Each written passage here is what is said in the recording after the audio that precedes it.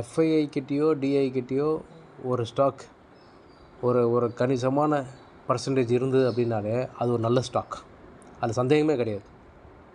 ஒரு டீசெண்டான பர்சன்டேஜ் வந்து எஃப்ஐஐ கிட்டேயோ டிஐ கிட்டேயோ ஹோல்டிங்காக இருக்கும் பட்சத்தில் அது ஒரு நல்ல ஸ்டாக்கு. அதனால் எஃப்ஐஐ கிட்டேயோ டிஐ கிட்டேயோ இல்லாத ஒரு ஸ்டாக்கில் தயவுசெய்து கை வச்சிடாதீங்க.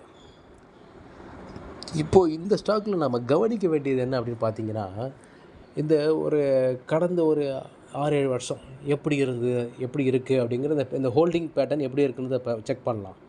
இது வந்து உங்களுக்கு ஒரு ஹெல்ப்ஃபுல்லாக இருக்கும். அதாவது நீங்கள் டிசைட் பண்ணுறதுக்கு இந்த ஸ்டாக் வந்து பையிங் ஸ்டாக்கா இல்லையா அப்படிங்கிறத டிசைட் பண்ணுறதுக்கு இந்த ஒரு ஹோல்டிங் பேட்டர்ன் கொஞ்சம் ஹெல்ப் பண்ணணும். எப்படி அப்படின்னா, இந்த ப்ரமோட்டர்ஸை விட்டுருங்க. எஃப்ஐஐயும் டிஐயும் கம்பேர் பண்ணுங்கள்.